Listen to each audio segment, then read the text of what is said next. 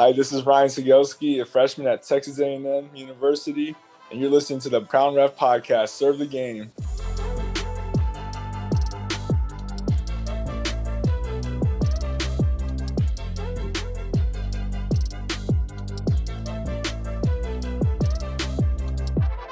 All right, we are coming at you virtually live from Reed Arena on the campus of Texas A&M University, where my friend Ryan is a student. Ryan, for the dedicated audience of basketball officials listening, just do us a favor, give us a brief background, who you are, where you're from, a little bit about your referee experience, and how you connected with Crown Refs. Well, I'm from Houston, Texas, and grew up a big basketball fan. I mean, I played football and golf in high school, but basketball has always been my passion, and got into reffing because I got mad actually at Scott Foster for game 7. I was like, man, I can do that better than him. And then I show up and I'm like, I can't do that better than him. And then, so yeah, now I found the podcast, I think in October, right before our season started this year. And I was like, man, I need something to listen to before games, something to get me better. And I found, I listened to, which one was it? Joey Crawford's. That was the first one I listened to. And I was like, man, this is going to help me out a lot. And so just kept listening and keep getting better every time I listen. That's great. It's so important and just such a good choice by you so early in the game, kind of having this platform as a piece to your foundation, just like a really essential building block for you to like. It's so funny because I put out the Scott Foster episode 49. So that was probably right around the time you were able to get inspired by him to join the industry and then kind of listen to him drop knowledge on the podcast. Yeah, I started to like him a lot better after the podcast, for sure. So I know we loaded you up with a lot of content in this IPR. How were you able to digest all of the information we sent you? No, it was good. I think I'm gonna try to implement some of the stuff into my game. I haven't had too much 3-person since, or I only have a few games. But yeah, it's been helping me a lot. I've noticed my positioning is getting a lot better, especially at the C and along the lead also. I don't know, we talked about a post play and how, we can avoid it when there's drives and stuff. But and I've been practicing my signaling a little bit, or my mechanics, but I'm still working on it. Good. Yeah, it's a constant work in progress. It's not like you ever practice enough to where you just stop and you say, I'm good. It's just constant, practice and studying of the rules and that mirror work. Actually, while we're talking about the topic, I like to start off these IPRs maybe with a little bit of signal practice. I call it signal school. So we'll just run through some of the signals that I noted on the bullet points in your report, and just get a chance to kind of see you perform live. All right. Okay. So just start by stopping the clock to start the game, and then your opening chop. Okay. Oh yeah, I was right here, and then I went to the side. I mean, I know as you told me the fist. I know I know they taught us, especially in FHS. So far, we just stop the clock or start the clock with just a chop. Okay. Instead of a fist. And that's why I've been doing that. I understand what you were saying with that. It looks a lot better. Yeah, it looks 100% better. And you'll eventually probably be doing it that way. Just that's fine if you want to follow their lead there. But I would still like to add a little bit more strength to the way it looks. Open hand needs to go up a little bit smoother. And then don't just drop it out. What I used to do before I used to do my chop as a way to kind of bridge the gap and still be mechanically correct, but still add a little bit of pop to it, is just stop the clock and then pop kind of like you're pointing almost. Pop your 2 fingers forward, almost similar to scoring a goal. It's the same concept. It's a natural chop. You drop in the hand straight down, but you're just adding a little 2 fingers at the end and a little bit of a point to make it look a little more official. Just so we don't look like our hand just got shot to the ground. Because the way it drops, it's just not as fluid as I know you're gonna do it. So okay, I would try adding that as a chop. I've seen someone in my chapter do it. I kind of stole it from him after that. I just saw him a few weeks ago. He was doing exactly like that, and I was like, that looks clean. Well, we'll steal everything from people that you think looks great. You want to be inspired by the right people, and then take what they have, make it your own. Right? Take what you like and make it your own. Eventually it becomes more natural to you. Yeah, you may have been inspired initially by what somebody did, but the way you do it is going to look different. Yeah. I like was it 𝗥𝘆𝗴𝗶𝗲𝗀𝗶? He's probably my favorite ref to watch. He's so confident with his mechanics and stuff. I stole just last week, I saw his hit signal and I was like, man, that's so good. Started taking. How'd it look? So he had a my phone's right here. So right here, he had it up, or he was reporting, had his arm out, and he kind of like hit it a little bit, but moved his left hand while having it straight out. So it kind of looked like it just looked cleaner than just holding it there and like how I was doing it. So I had just a little bit of movement to it, keeping my arm straighter out, and it looked a lot better. Another tip for the hit is as you're done reporting your numbers, to pop that off arm out. Kind of sets up your hit to the forearm. Okay. Just adds another little, layer of strength, I think. Okay. And make sure you're ambidextrous. You're not coming and doing a right chop every time. Yeah, you'd be fine with that. No one's going to say anything. No one is ever going to, probably besides me, no one is going to say you should be, or they would pay attention to the fact that you're only doing it from the right side. But I just look at us as officials, just like players. We want to be versatile. We want to be able to play every position, the 1 and the 5, right? Yeah. Being versatile with the left, the right. My lefty offensive foul is just as strong as my right.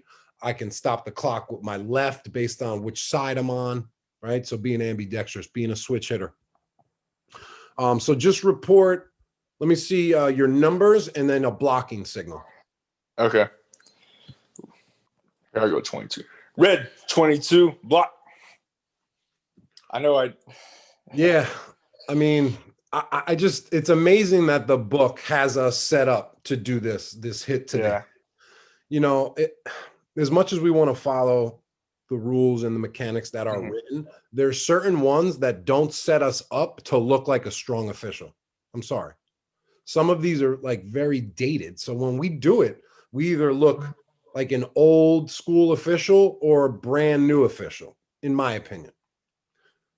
Do I think you're going to have this block signal for the rest of your career? Probably not. If I could bet, I would probably say you're gonna change it. I know that is, the book signal. It's book approved. Yeah. What do you see NBA do? What do you see Division I guys do? What do you see G League? The best officials in the world. We want to model after the best officials in the world. Yeah.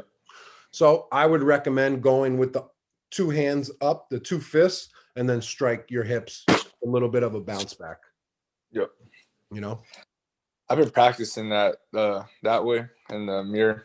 Okay. But I still been using the other one just in case, I'm working with a president or whatever. I don't want to.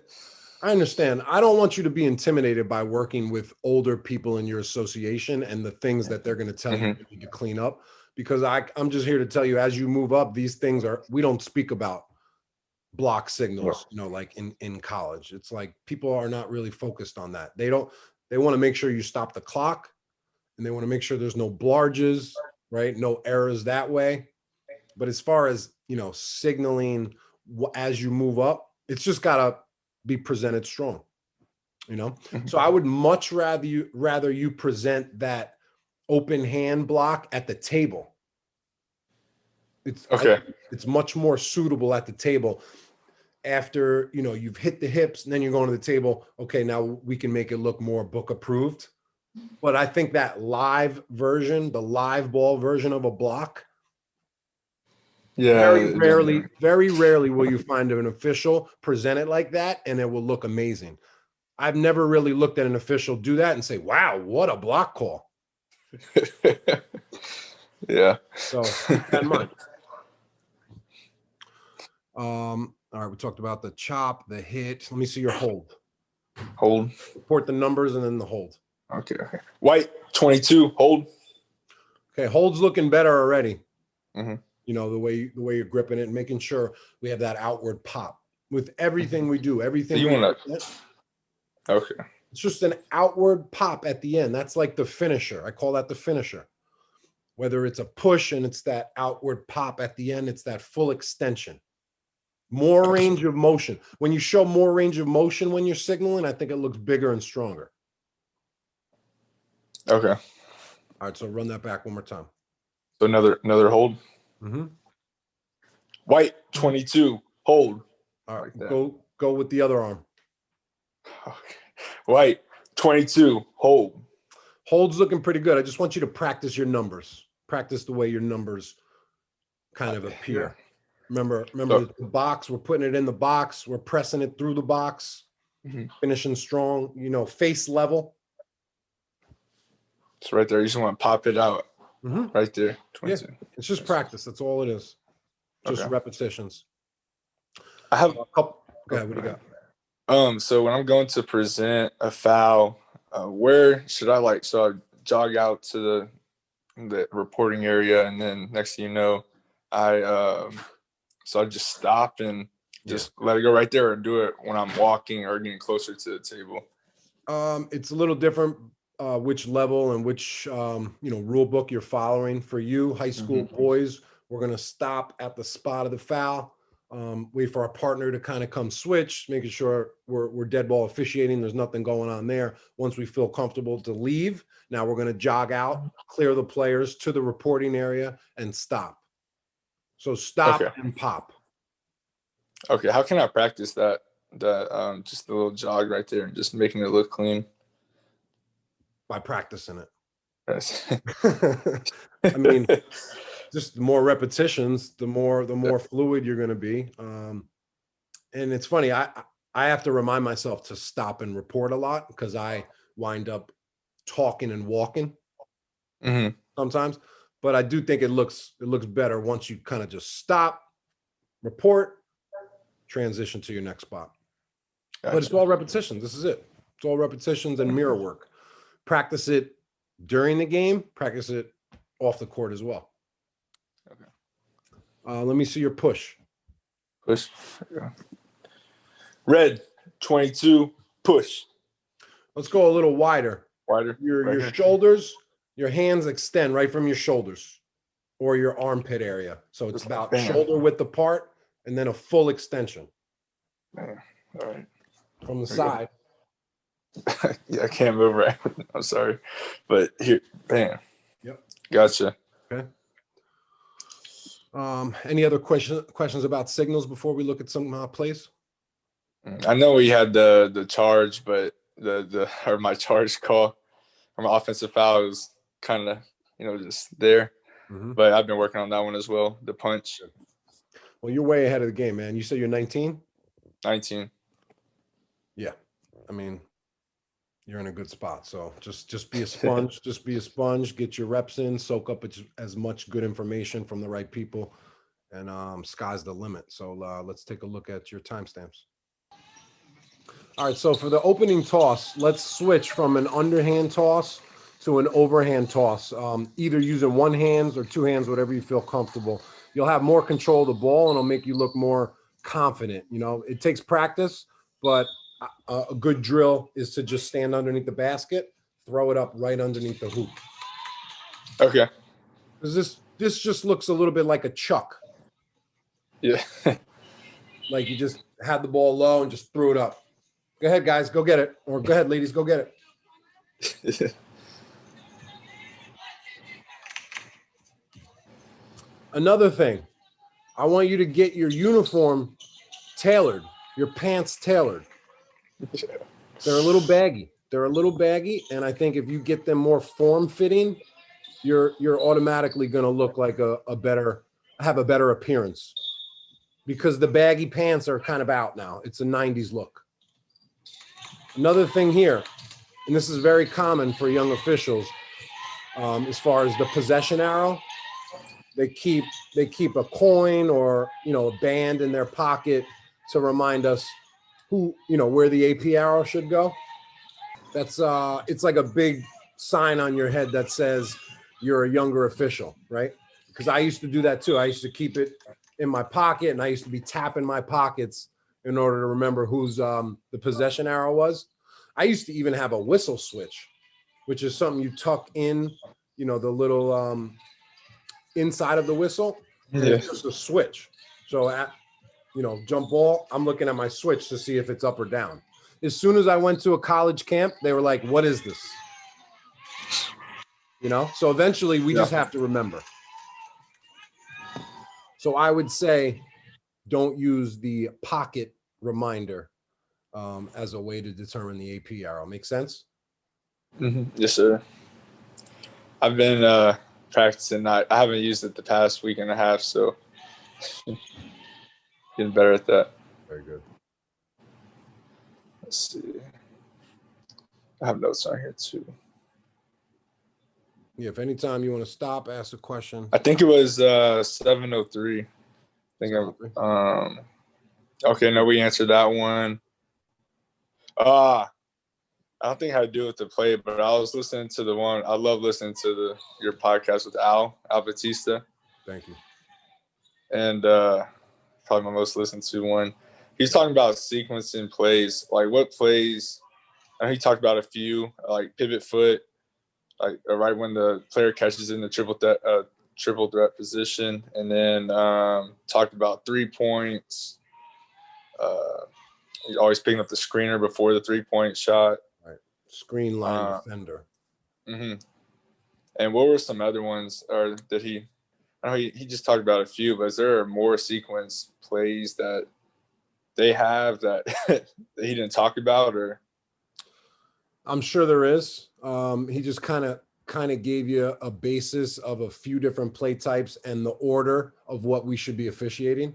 Like, so screen line defender, screen is coming. I'm refereeing the legality of the screen first as the jump shot, as he's pulling up for the jump shot. Now I'm refereeing if it's a 2 or a 3-pointer. And then officiating to see if the offensive player lands and if there's any illegal contact. Gotcha. But yeah, just the ones that we listed, maybe that could be another great episode, sequencing and guidelines part 2, and we could think of more play types that we could kind of categorize. All right, so let's look at your first whistle of the game. Always important to get this one right. Sets a good tone. You don't want to call it cheapy to start. Yeah. Kind of lowers the bar for marginal contact. All right, so we have a steal in transition. Okay, good pushing foul there. What do you have, a hit or a push? All right, so I think it's push. I want you to, as you call the foul, I want you to stop first, and then gather and download all of the information as you're stopped at the spot of the foul. So don't walk to the table unless we have all that information. Do you see how here you started walking, then we're looking backwards? Yeah. Very common. I don't like when I do that too, but it happens. So just try to take as much information as you can and then go to the table. Also, en route to the table, this is where we talked about, jogging. We want to jog instead of walk, although you are doing women's, and I know they walk in women's, right? Okay. So I guess if you do switch to the men's side, do you have aspirations to go on the men's side? Oh, yes. This is just, we have, for high school, they send me everywhere, girls or women's, boys. So this is just one of the women's. So I want to get hopefully to the NBA at some point. I love it. I love your aspirations. You have time on your side, so. Yeah. It's my second year too, so still learning. So check it out here. So you're walking, you're looking, no need to present that hit signal there. Okay.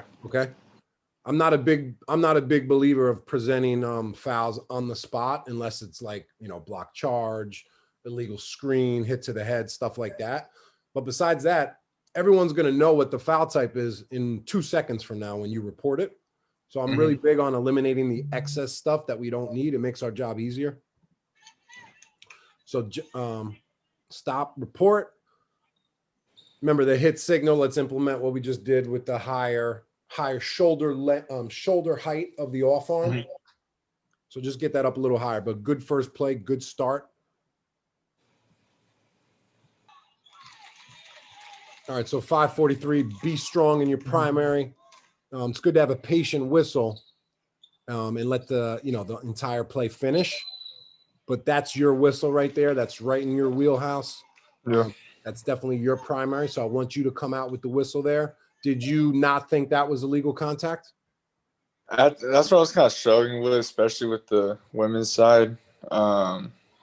It's just contact like that, and Different. just seeing stuff like that. But now that was one play I was struggling with, especially like off ball. Both going for the ball, or one pushes the other, and there's just stuff like that. It's like letting that go, or do I keep it? But for sure, looking on film, like that's a foul. That's a foul, right? Yeah. And you're not going to let it go. Maybe you can let it go if that contact pushes her in the other direction where she actually has the defender beat. Yeah.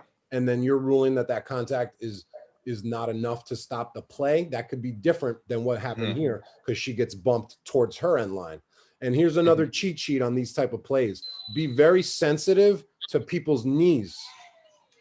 So this contact occurs kind of in the knee area, which is a high potential for injury. So these are automatic fouls. If you dive for the ball and push me in the knee, I consider that a potentially dangerous play. So we want to be a little bit more, a little bit more sensitivity to that contact. Okay. Okay. And again, you're the young kid on the crew. Veteran official takes that play, but as you get more and more confident, you'll know the right times when to step up and which play is yours. Okay. Let's see. Was it 455? I had a few questions on that one.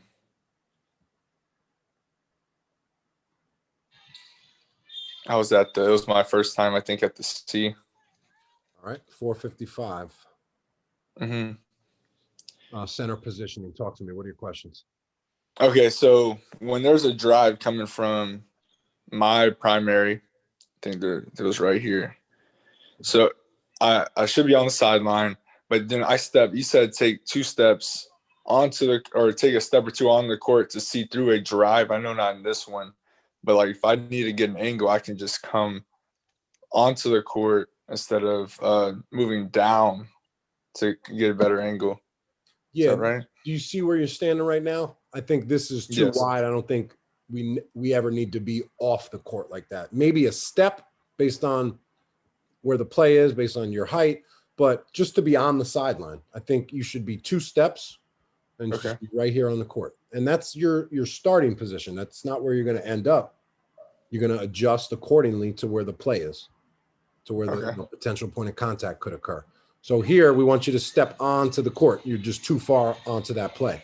Your height, you're good. Your free throw line extended, but just remember not to drop too far below the free throw line, because then we start walking into stacks. Gotcha. Yes, I started noticing after you sent that. I had a game on Friday. It was a boys game, but I remember I kind of button hooked a little bit when I was at the C because they drove, and I couldn't get an angle going down. So I came about a foot or 2 onto the court, and I got a way better angle, and I saw the contact. And that actually helped a lot. Yeah. On these type of plays, when you're the C or the trail, it's always a good concept to move opposite of where they go. So a drive to the left, I'm going to adjust a little bit to the right to kind of see it. Or if they're dribbling towards me, I'm going the opposite way to get a better angle. Okay.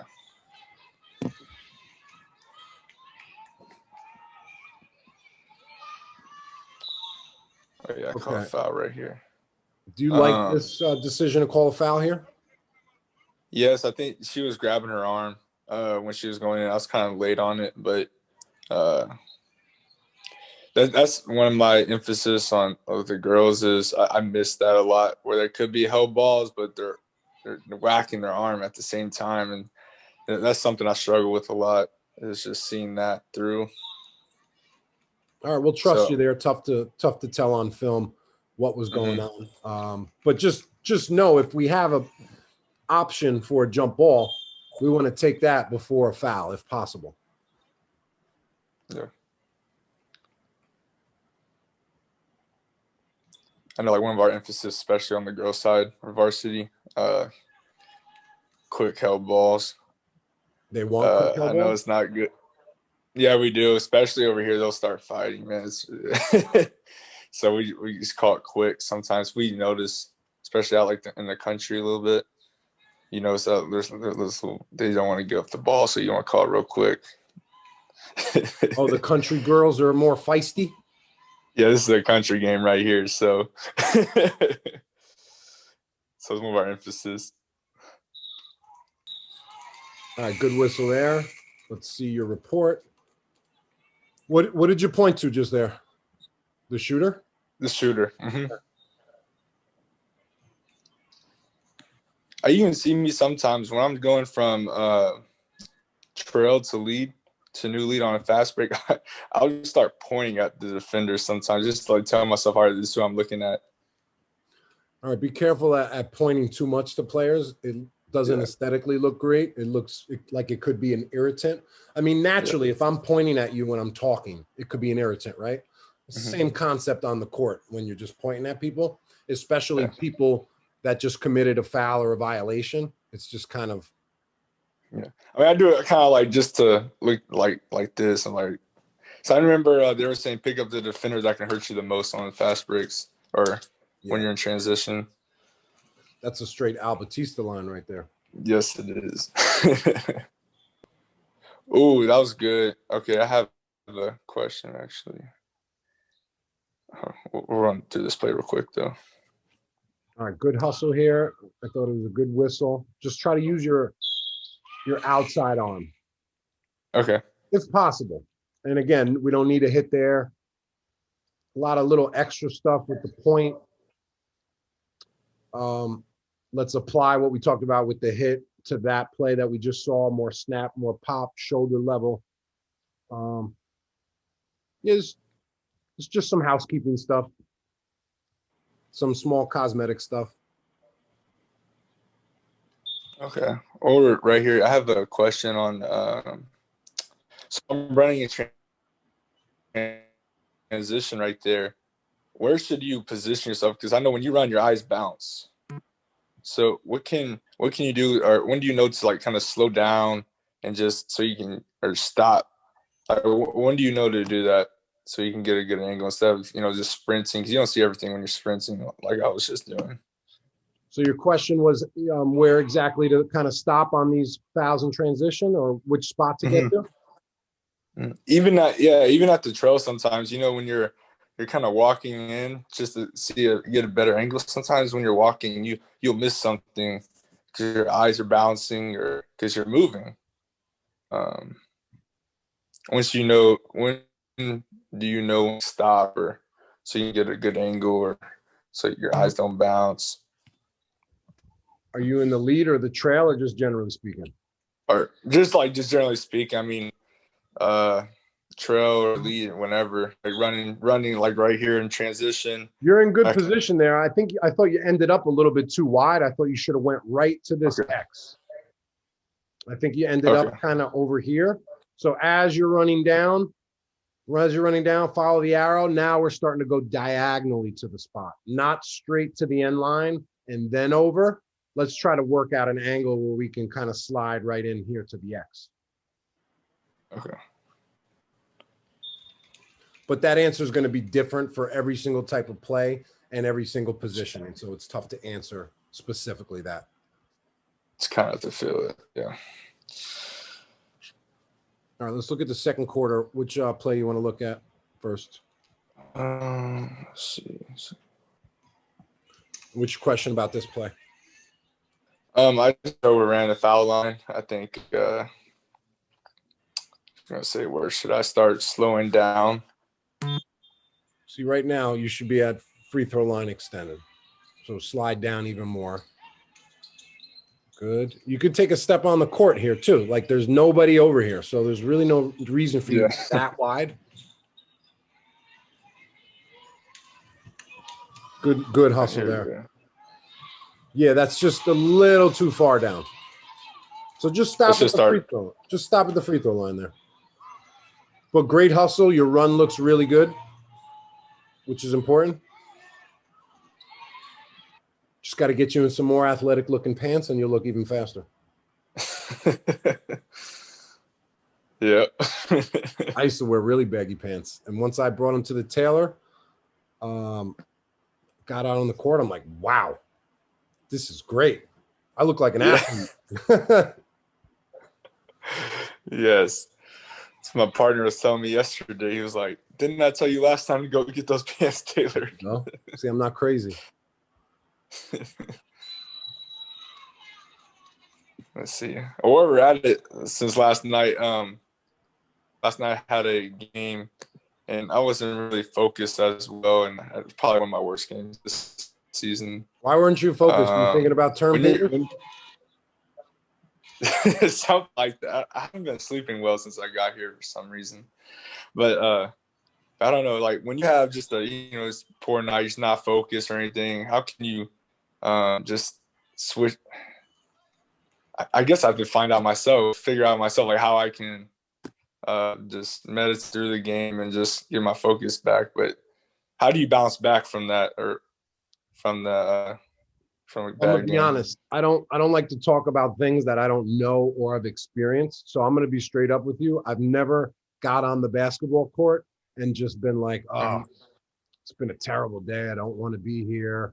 Got to get hyped up for this game. So I don't think there's a switch. I think the switch should always be on if you love it, right? If you love doing something, then you don't need to hype yourself up for it. You don't need to say, all right, let me refocus here. Now, I understand you're 19 years old. I probably wouldn't be saying this at age 19. I'm 41 now. Yeah.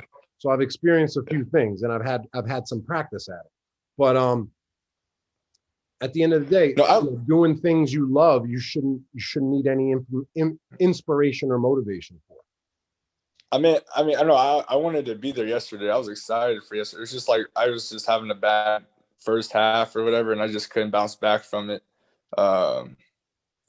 You were having a bad first half, according to you. Why? How? What did that? I was seeing fouls, man. I missed the kid get elbowed, and I saw it, and I just didn't call anything. I was just not sharp at all. Well, let me just tell you something, just to help your confidence a little bit. Try not to be so judgmental of yourself during the game. Okay. Because I'm going to be honest with you, you don't know 100% if you missed that call that you just told me about, because you haven't watched that play. So if you're going by what the coach told you missed, or what a partner told you missed, I would want to audit that by watching the film before you make a real judgment. Okay. And this way, that kind of works as your defense mechanism for you not to feel a lack of confidence during a game and not get too up or too down based on a call. We don't be judgmental of yourself or of partners while you're reffing the game, because we don't have total awareness of this game is too hard without kind of going back and watching plays and watching film. It's not like you go and ref a game and know which plays are correct throughout the game. You do your best to make the best decision at that time, but you're not certain all the time until you watch and validate. Okay. So just, try not to get too down about what you perceived as you having a bad start to the game. And even if it is, next play mentality. It's just like players. Player comes out and he goes 0 for 5. Is he going to sulk? Well, if he does sulk, he's probably not going to perform any better. If you go out with that next play mentality, the guy who shoots 0 for 5, he's ready to take shots 6, 7, 8, 9, and 10. Same with players. I missed 3 plays in the first half. So what? I'm going to do better. I'm going to do my best to not let that happen again and keep the game moving. Play on, next play mentality. Gotcha. Yeah, the out of bounds mechanic. Yeah, I've been practicing that one in the mirror a lot, the snap. Yep. So I like to have a little bit of a lead up to my points. So it's not just a stop of the clock and an extend out. I'm stopping, I'm bringing the arm down, the fist down, then out. Bang. Like that. No, bring it straight down to your shoulder. But remember, we're facing forward. We're not going out. So it's straight down to my shoulder, straight out. Yeah. Just like that. It goes up, down, out. There's your cue. Up, down, out. Okay. Okay. Not up, out. Up, down, out. There you go. You got the mechanics. Okay. Doesn't that look better or feel better right off the bat? It looks a lot better. Feels better too. Just think of like you're cocking back a gun. Mm-hmm. Right? You know, you're snapping it back. I hate guns, by the way. So I don't know why I use that analogy. You know what I'm saying? Like, or a bow and arrow, you're pulling back first and then exploding into it. Same concept with us. Gotcha. You like the weaponry analogy? Yes, I do. I like it. Got to make it fun, Ryan. Let's look at 357. I questioned if this was a foul or not. Upon further review, what did you think? Okay, so I'll let you get there. But 357, what I saw was, from my angle, the girl was pushed off. I did not see the feet get tangled right there, but from the lead, it looked like she extended her arm and just threw her. Oh, right here. Okay, this is a different one. Okay, this is a different one.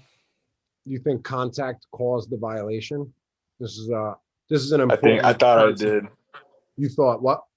Okay, I think that's what I saw. Okay, there's contact. So here's a good play type to talk about. Don't allow contact to cause a violation. Right? So we can't allow that push to cause a travel because the push was the reason for the travel. Same thing with like a back court. Girl's going to retrieve the ball right at the mid-court line. She gets bumped slightly, but that causes her to go back court. That's a foul. Okay. So we're not going to allow contact to cause a violation or illegal contact to cause a violation. Yeah. Yeah, it's hard sometimes in these games. Like sometimes you just think they fall, but yeah, the way women, absorb contact very different from men, so it creates new challenges for women's officials. Yep. That's where sometimes I get in trouble the most during the women's games because of that. I'm still trying to figure out did she fall? Was her contact? And I was thinking of the other play earlier. I think it was 149 third quarter. But here we go. 131, the secondary whistle. Yeah, I thought this was a great step up, potentially a great step up moment for you. That's something I need to work on. Listen, for you to have the confidence at your age to come all the way across the court, way out of your primary, is a tough decision to make. But can you see here how you actually had the best angle and your partners probably would have thanked you for coming out and getting it? We always talk about like when to come out of your primary, and it's not very often. But just having the big game awareness to know what your partners are officiating at the time, which players they're refereeing, which players are in their area, and kind of where they might be stacked too. So in this play, your lead is stacked. I mean, Trail might have been able to pick that up, and you're going to give him an opportunity to pick it up, and then that's where you come with the cadence whistle, and I call that a crew saver. What do you think? I thought that's true. Should have had a foul there. She got pushed. But we also talked about, Mark Davis, Mark Wunderlich, proximity is not primary. Mm-hmm. So it doesn't matter who's the closest. That's not going to always determine who has the best angle. So in this case, you were the furthest in proximity, but you had the best angle. Yeah, clear angle on that one. Or the one-on-one mechanic I had. Yeah, you're finger wiggling. You're wiggling. Look at you, you little hand wiggler. A little one-on-one. So, I mean, it's fun to laugh at it. You won't do that anymore. We can move No, on I from that. don't. Just present one-on-one. Very simple. No, and no wiggle at all. None. One-on-one. Let me see it. 1-on-1. There you go. It's a little, yeah. I know in the book it has like your hands all the way out to your side. I don't think that looks good. Yeah, well, that's when you're on the spot. That's not at the table. At the table, you present just like you would present a number. Okay. Then when you go to your free throw position, and then you're going to go out 1-on-1. So when I drop the ball 1-on-1, pass into the free throw. No, you're gonna go report the foul. White 22. Hold 1-on-1. Okay, you're gonna travel to your spot. Once you get to your spot, the spot we're looking at right now, then you'll pop your arms out 1-on-1. Gotcha. All right, just for a few seconds as she has the ball, then you could drop them. Okay, and then the next shot, obviously, we're just going out with the 1. Okay. So on the free throw line, your numbers are going to be outward. I mean, you could still show your partners. You could still show your partners how many shots you have over your head normally. But as you get to your free throw positioning to indicate the number of remaining shots, we're going to the side. Okay. Okay. 5:32. Great job coming and getting this foul. Just remember, when you report, you show what happens, right? So, it's not going to be a hit every time. In this case, it looks like a hold. So just show that strong hold foul to the table, right? She grabs her low. So it's like a pull. That's a pulling foul, AKA a hold. If it happens up top, they're not going to hold as much up top. They're going to hit as they go for the swat and the block. But a lot of times low, it's going to be a hold. Yeah, I had a play yesterday. The kid got whacked, and I didn't come into my secondary at all. Like, I should have got it. Kid got whacked, and you were in the secondary. You should have came with a cadence. I was at the trail at the time, and he got whacked driving to the basket from the other side, and I should have had it. It was, I guess, the league kind of just, there was a big dude guarding him, so he couldn't see up there, but I had a clear view. Were you able to get the game film? No, I didn't. I need to though. We ran a 2-person on varsity yesterday though. No, I think my main thing is I need to work on consistency because last Friday I had probably the best game of the season. Just where I felt confident and control, and then I go out like yesterday, and then just didn't have that same feeling from Friday. It's gonna happen. Same with next play, next game. Don't dwell too much on what happened, either positive or negative. If you had a great game yesterday, enjoy it. But today's a new day. No one cares if you had a great game yesterday. That's true. That's true. The people that you're reffing today don't care how you did yesterday. Yeah. It's just like playing sports back in high school, man. Let's take a look at 149. Incidental versus illegal. Okay, this is the one I was talking about earlier. Talk to me about it. Okay, so I'm running. Looked like I didn't look down low, but I saw her elbow just extend out. And just, you'll see it. To your elbow. Great call here. Great offensive foul.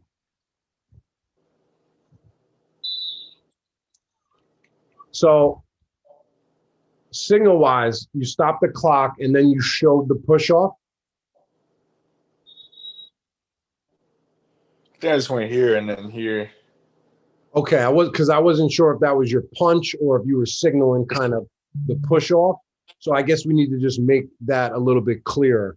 Your punch, a little bit more straight out. Yeah, there you go. Because I've been working on that. Just watching you present a little bit, sometimes you're a little crooked or you're not going in the right direction, like with your chop or with your point, and then we're going forward. So I think that's maybe what confused me. It almost looked like you were presenting an arm bar there at the spot. So just come right out with that strong punch or the strong point. Boop, Okay.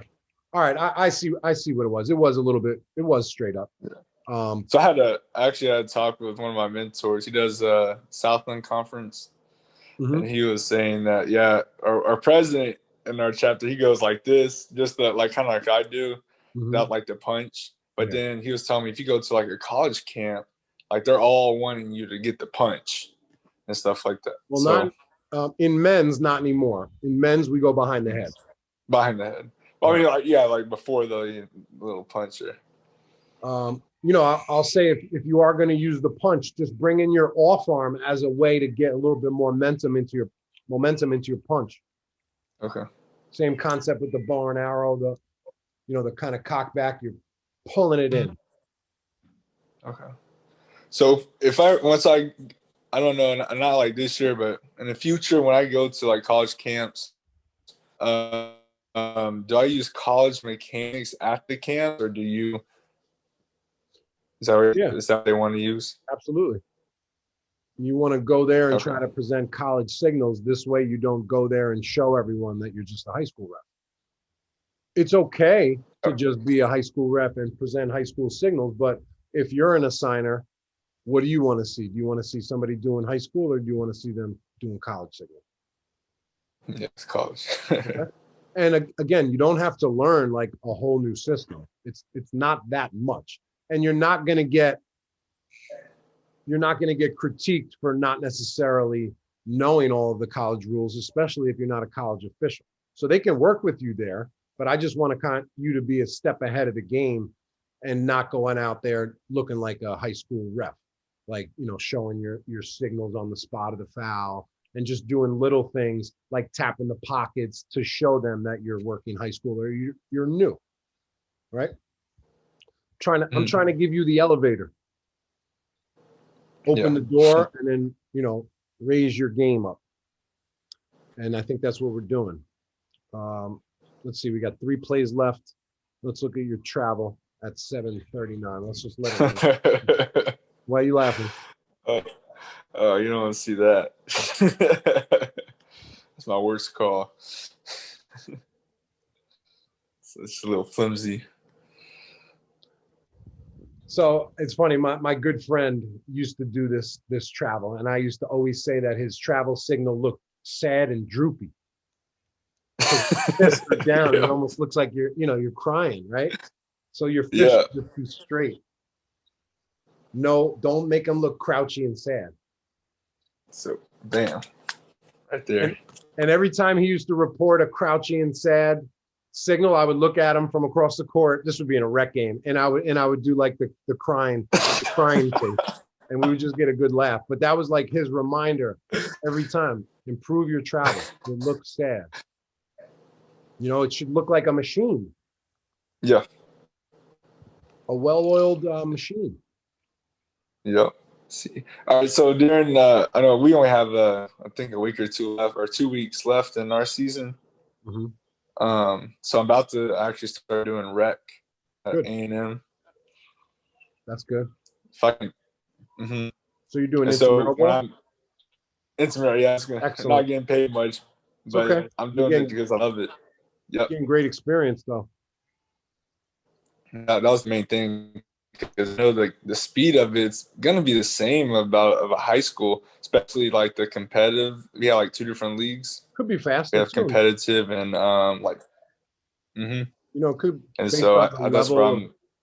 Based on the high school level you're working, some of these college players are going to be faster. It's going to be like doing a great high school game, or even like doing a junior college game. And it's also your first introduction to kind of like a men's league style, which is more difficult. You're dealing with more personalities. You're having to manage the game even more. Do those players whine and complain a lot in college? Yes. Good. Great. That's great. That equals great training. If you want it. Mm-hmm. My brother said that they brought a coach in for their playoff game. He got thrown out in the first half. Good. I love it. All right, great. So, man, for your age and how much passion you have into the craft, you're way ahead of the game. So you should be, super proud of where you're at with, the start of your young career. just want to give you an opportunity to ask any maybe follow-up questions about the game or refereeing in general. Yes, I actually had one question about the game. I don't know if I had one or not, but it was a rebounding foul, or it was just a foul it's after a shot. And say we're going the other way. Should I point at the spot where we're going or for staying? Yeah, good question. So rebounding fouls, let's say you're in the trailer C, or it really doesn't matter, actually, your position. So rebounding fouls going the other way. We want to stop the clock and then vocalize that way or going down or blue ball while you're pointing the new direction. So step 1 and 2, boop, that way. And then you're pointing to the spot, blue 22, push, white ball. Okay. How did you approach that play? What did you do prior? I just didn't say anything. And I just realized, like, I've had a few games, people were just looking at me like, what is he doing? So I didn't point at all. Those are bang, bang plays where the communication needs to happen immediately because people kind of don't know what's going on. It's a loose ball. And then this way you come in with great court presence. Foul, boop, boop, this way. Okay.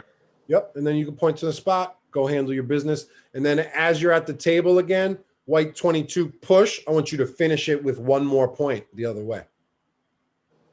Okay. It's like the finale. Remember we talked about finishing plays, same thing with players, same thing with officials. There's sometimes one or two more things we have to do to kind of put that stamp on it. Okay. What else you got? Well, of course I want to move up to, college. Maybe I want to do pros. You have a chance at it. I love it. So I mean, I read the rule books daily and stuff. But what else can I be doing? Just get to where I want to be. Just doing stuff every day. What are little things every day I can be doing?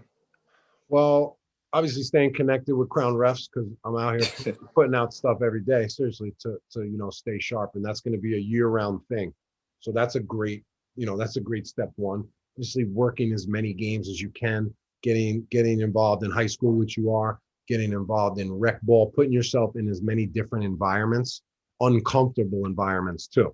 So working as many different leagues across all levels as possible, finding a core group of officials that are kind of maybe your age range that have a similar passion. Do you have a crew of young officials that you guys are kind of in a text chain with?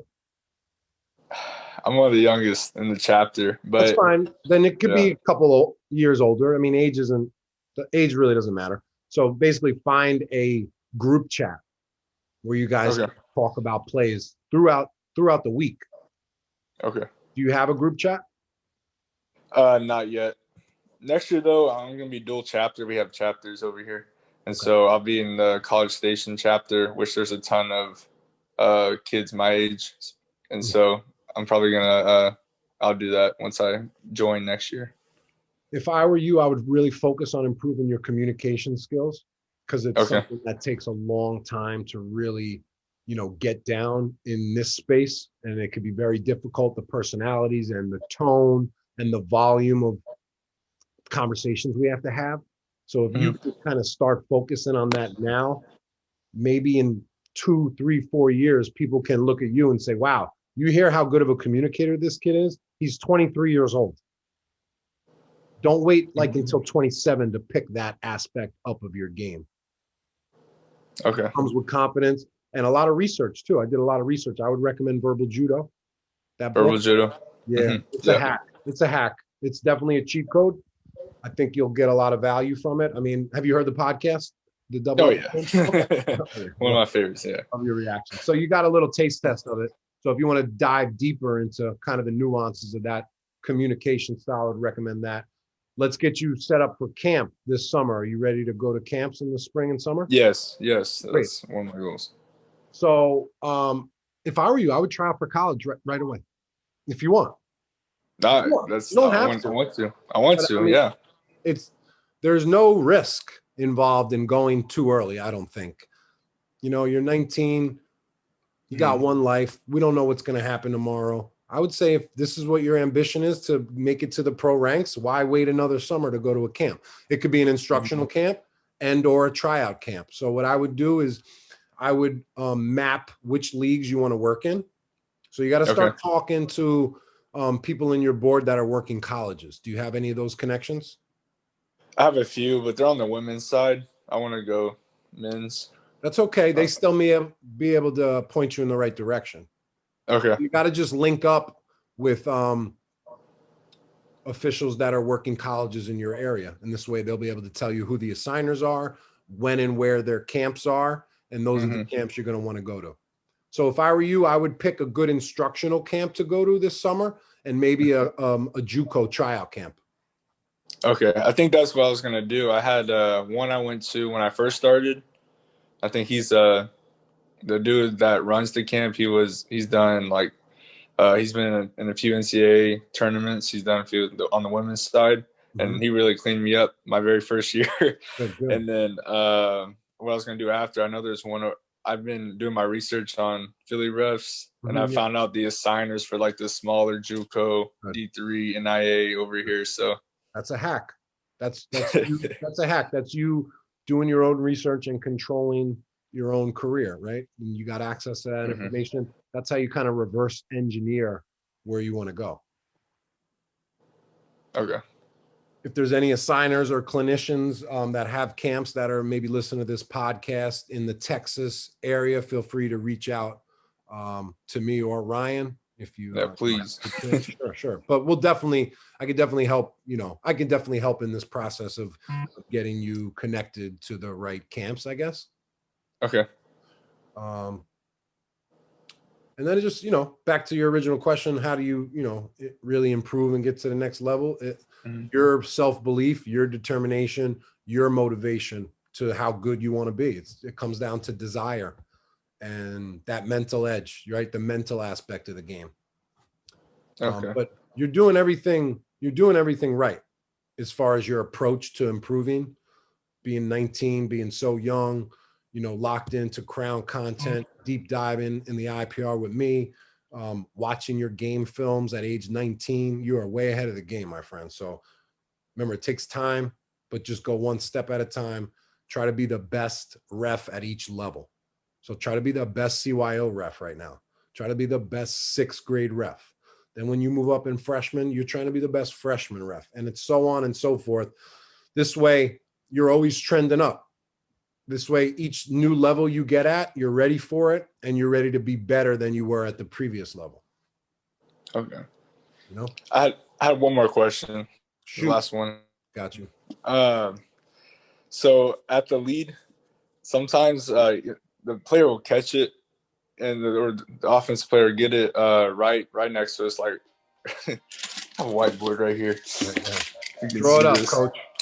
Yeah. So we have, or this is the inline right here, and so I'm right here. This is the goal. So I'm right here at the lead, and there's an offensive player right here, and the defensive player is behind them. And sometimes they get hit right here, but I can't see that because I'm stacked by the offensive player. Right. How can we I know it's a foul, but it's like I can't see it though. What should I do in situations like this? Well, how do you know if it's a foul if you can't see it? That's true. So well, I go back on film. I saw it on film. It was a foul. But like, how can you see stuff? Because you see the ball go way right, and you're like, you didn't touch the ball. Okay, but again, two points here. Number one is don't guess. If you don't know, don't blow. If you're 96% sure it's a foul, in my opinion, you're 0% sure. So like, we're only going to blow the whistle if we're 100. As far as this play, got to have a feel for the game and don't anticipate the foul, but anticipate where the play is going. So you kind of figure out how the defender is moving, which arm he's going to attack with, where the offensive player is going up, and then where is that potential point of contact, and don't get stacked to that spot you're looking at. So whether you have to move left or right. Okay. But again, it's not a perfect science. You're not always going to have the angle. This is where trust gets involved. This is where being 100% gets involved, and this could be a great step up moment for the C, similar to your play that we looked at, this could be a great step up moment for the C to come and get that contact because they have the best angle at it. Remember, proximity not being primary, that applies right to this play right here. Yep. Sound good? Yep. How you feeling? How you feeling? I feel a lot better. I feel good. Got a lot of questions answered. That's great, man. I'm happy for you. I just want to say you're a really, really good kid. I have a lot of respect for you. I love your energy. I love your passion. From the moment, we spoke on the phone, it was like I knew you right away, and all good vibes. And I'm like I said, I'm really, really happy to help you as we continue to, get to know each other and help you get to that next level. So feel free to reach out anytime. You have obviously access to me if you want to send me plays or talk about plays. You got the green light. Sounds good. Look forward to speaking with you soon. And thank you for listening to the Crown Refs podcast, Game Notes. I have no idea what episode it is, but thanks again. Take care. Serve the game. Thank you for listening to the Crown Refs podcast. Serve the game.